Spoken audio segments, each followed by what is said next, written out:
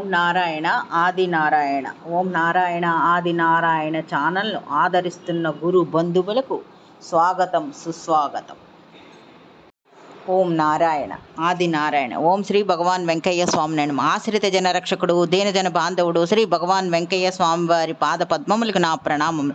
సమస్త సగుణ రూప నిర్గుణ రూప గురుదేవుల పాద పద్మములకు నా నమస్సుమాంజలి.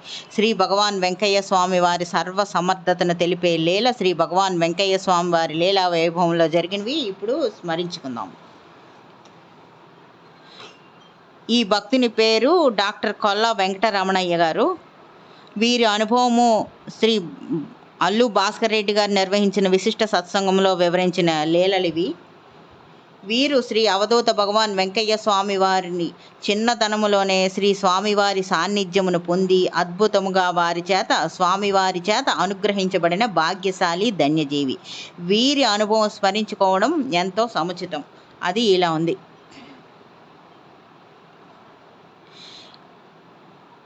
డాక్టర్ కొల్లా వెంకటరమణయ్య గారు చిన్నతనం నుంచే శ్రీ భగవాన్ వెంకయ్య స్వామి వారిని చూశారు. వీరి స్వగ్రామం నెల్లూరు జిల్లా ఆత్మకూరు దగ్గర దేవూరు గ్రామం. వీరు చిన్నతనంలో తూర్పు కంబంపాడు అనే గ్రామంలో వీరి పెద్దమ్మ గారి వద్ద ఉండి చదువుకుంటూ ఉండేవారు. చిన్నతనంలో వీరు అల్లరి చిల్లరగా ఉండి తొంటరిగా బీడీలు తాగుతూ స్కూలు ఎగ్గొడుతూ ఉండేవారు. వీరి క్లాస్ టీచర్ వీరిని వేప మండలతో కొట్టేవారు.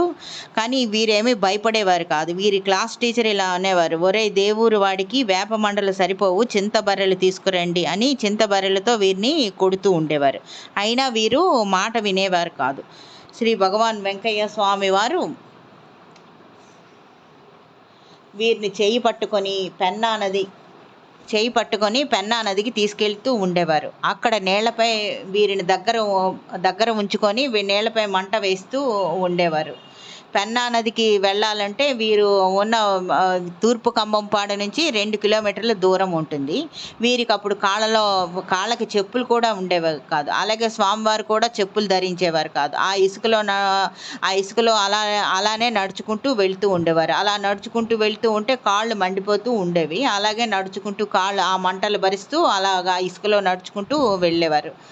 పారే నీటి పెన్నా నదిలో పారే నీటి మీద కంప వేసి దాని మీద అగ్ని వెలిగించేవారు. ఈ బాల్యంలో ఉన్న ఈ వెంకటరమణయ్య గారికి ఇదంతా వింతగా అనిపించేది. నీటి మీద ప్రవహించే నీటిపైన మంట ఎలా వెలుగుతుంది అని అంటూ చూసేవారు వీరు. భగవాన్ వెంకయ్య స్వామి వారు వీరికి ఒక పేపరు పెన్సిల్ చేతికిచ్చి ఇలా రాయమంటూ ఉండేవారు. కోట్లు, మణుగులు, రాసులు, అద్భుతాలు, పడిగలు అని రాయిస్తూ ఉండేవారు. ఆ మండుతున్న మంట మీద ప్రవహిస్తున్న నీటిని వీరిని గమనించమని చెప్తూ ఉండేవారు. ఈ రమణయ్య గారికి, చిన్నతనంలో ఉన్న వెంకటరమణయ్య గారికి గమనిస్తూ ఉండమని స్వామివారు చెప్తూ ఉండేవారు. వీరు ఎందుకు స్వామి అని అడుగుతూ ఉండేవారు. అప్పుడు స్వామి ఇలా అనేవారు, అయ్యా సంజీవని పుల్ల ఉంటే అది ప్రవాహానికి ఎదురుగా వస్తుందయ్యా అని అనేవారు. ఇలా ఉండగా ఒకరోజు వీరి తల్లిగారు, ఈ రమణయ్య గారి తల్లిగారు స్వామివారి దగ్గరకు వచ్చి స్వామివారికి ఇలా విన్నవించుకున్నారు, స్వామి మా వాడు అల్లరి చిల్లరగా తిరుగుతున్నాడు, వాడికి చదువు వస్తుందా రాదా అని ఆమె ఆందోళన పడ్డారు, విన్నవించుకున్నారు. అప్పుడు స్వామి ఇలా అన్నారు, అమ్మ ఆయనకేమమ్మా గాల్లో తిరుగుతాడని అన్నారు. ఆమెకి ఈ మాటలేమీ అర్థం కాలేదు. కానీ ఆమె మాత్రం ఇలా అనుకున్నారు, ఈ కుర్రాడు గాలి గంగడై తిరుగుతాడు, బాగుపడ్డా అని మాత్రం ఆమె అనుకున్నారు. కానీ చిత్రం ఏమిటంటే ఆ తర్వాత నుంచి స్వామివారు చెప్పినప్పటి నుంచి 10వ తరగతి వీరికి స్టేట్ ఫస్ట్ వచ్చింది. ఇంటర్మీడియట్ కూడా స్టేట్ ఫస్ట్లో వచ్చారు. డిగ్రీ 3 సంవత్సరములు గోల్డ్ మెడల్ సంపాదించారు. ఆ తర్వాత గొప్ప సైంటిస్ట్గా 62 దేశాల్లో వీరు పనిచేశారు.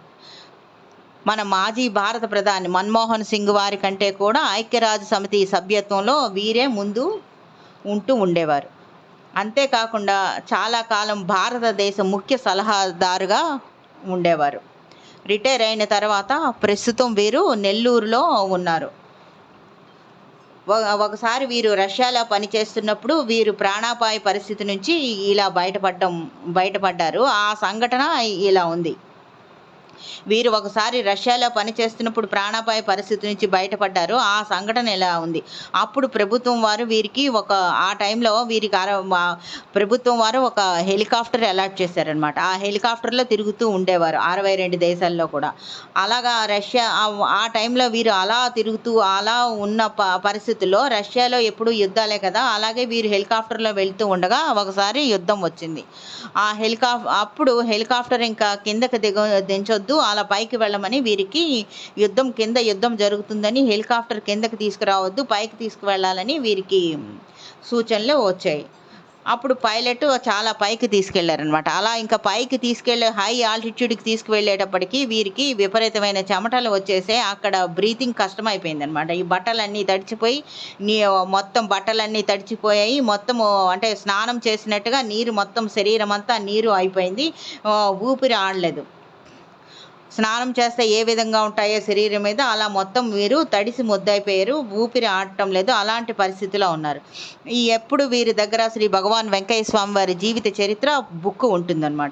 ఆ బుక్ తీసుకొని వెంటనే వీరు స్వామివారి పుస్తకం తీసుకొని గుండెకి హత్తుకొని స్వామివారిని కాపాడమని ఒక్కసారిగా వేడుకున్నారు. ఎప్పుడైతే అలా వేడుకున్నారో వెంటనే వీరికి సందేశం వచ్చింది. యుద్ధం ఆగిపోయింది, మీరు కిందకి రావచ్చు అని ఆదేశం అందింది. వెంటనే పైలట్ హెలికాప్టర్‌ని కిందకి దించారు. ఆ విధంగా వీరిని భగవాన్ వెంకయ్య స్వామి వారు ప్రాణాపాయం నుంచి తప్పించారు. అటు తర్వాత వీరు రిటైర్ అయ్యారు. రిటైర్ అయిన తర్వాత వీరి స్వగ్రామమైన దేపూర్‌లో ఆశ్రమం నిర్మించుకొని ఉన్నారు. వీరికి హోమియో వైద్యం కూడా తెలుసు వీరికి. ఒకరోజు మధ్యాహ్నం వీరు ఆశ్రమంలో ఉండగా ఆశ్రమం గోడ మీద శ్రీ భగవాన్ వెంకయ్య స్వామి వారి నీడ కనిపించింది. అప్పుడు శ్రీ స్వామివారు ఇలా అన్నారనమాట. తర్వాత స్వామివారి నీడ కనిపించింది. తర్వాత స్వామివారి సందేశం కూడా వీరికి వినిపించింది. ఈ ఊర్లో ఒక రమణమ్మ ఆమె అనారోగ్యంతో చాలా బాధపడుతుంది.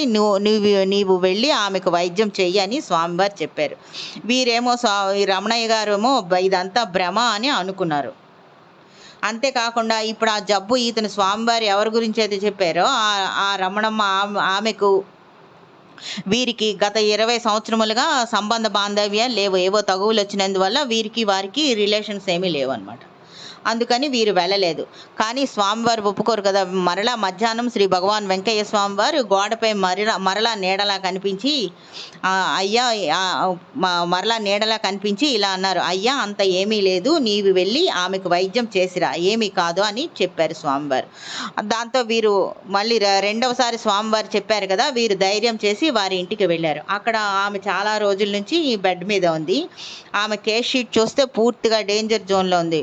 వెంటనే వీరికి హోమియో వైద్యం నేర్పిన గురువు గారికి ఫోన్ చేశారు. ఆ తర్వాత ఆ కేస్ షీట్లో ఉన్న విషయాలన్నీ వీరి గురువు గారికి వివరించారనమాట. ఆమె 48 గంటల్లో చనిపోతుందని డాక్టర్ గారు చెప్పారట అని ఈ మొత్తం ఆ కేస్ షీట్లో ఉన్న వివరాలన్నీ అతను వీరికి వైద్యం నేర్పిన గురువు గారికి వినిపించారు ఈ రమణయ్య గారు. అప్పుడు అతను ఆ గురువు గారు అన్నారు, ఇలా అన్నారు, రమణయ్య ఆమె 48 గంటలు కాదు 24 గంటలు కూడా బ్రతకదు, నువ్వు వెంటనే వచ్చే అని చెప్పారు వీరికి. అప్పుడు వీరేమో ఆమెతో ఇలా చెప్పారు, అమ్మ నేను మందు తీసుకొని రాలేదు అని అబద్ధం చెప్పి వీరు ఇంటికి వచ్చేశారు. ఆ తర్వాత శ్రీ భగవాన్ వెంకయ్య స్వామి వారు మరలా అదే విధంగా కనిపించి ఇలా అన్నారు, అయ్యా నీవు ఏదైనా ఒక మందు ఇవ్వు, ఆమెకు మేలవుతుంది అని మరలా వచ్చి చెప్పారు భగవాన్ వెంకయ్య స్వామి వారు. ఇంకా చేసేదేమి లేక వెంటనే వీరు ధైర్యం చేసి స్వామి మీద భారం వేసి కళ్ళు మూసుకొని ఒక మందు మీద చేయి పెట్టారనమాట. అక్కడ ఉన్న మందుల మీద కళ్ళు మూసుకొని చేయి పెట్టారు. ఆ చేయి పెడితే దేని మీద అయితే చేయి పెట్టారో ఆ మందు తీసుకొని ఆమెకి ఇచ్చి వచ్చారు. ఉదయానికల్లా ఆమె చనిపోతుంది, ఆమెకి ఇచ్చి వచ్చారు. కానీ వీరు భయపడుతూనే ఉన్నారనమాట. ఉదయానికల్లా ఆమె చనిపోతుంది, ఏం నిందలు వస్తాయో అని ఆలోచిస్తూ పడుకున్నారు, భయపడ్డారు. ఉదయాన్నే ఎవరు వచ్చి వార్త చెప్తారా అని ఎదురు చూస్తూ భయపడుతూ ఉన్నారు. అలాంటి టైంలో ఆ ఇంటి నుంచి ఆ ముసలామె మనవడు వచ్చి ఇలా అన్నాడనమాట, తాత నువ్వు రావాలంట అని పిలిచారు. అప్పుడు వీరు అనుకున్నారనమాట, ఆమె చనిపోయి ఉంటుంది, ఏం తగువులు వస్తాయో అనుకుంటూ భయపడుతూ ఇలా అన్నారు, దేనికి అని అడిగారు వచ్చిన కుర్రవాడిని. అప్పుడు ఇలా అన్నాడు, తాత నిన్న నువ్వు ఇచ్చిన మందు బాగా పనిచేస్తుంది, అవ్వ బాగా లేచి తిరుగుతుంది, నువ్వు మందు తీసుకొని రావాలంట అని అన్నాడన్నమాట. అప్పుడు వెంటనే రమణయ్య గారు సంతోషించి వెళ్ళి తిరిగి మందులు ఇచ్చి వచ్చారు.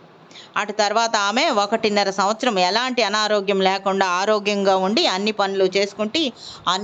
పనులు చేసుకుంటూ సాధారణంగా ఆమె మరణించింది.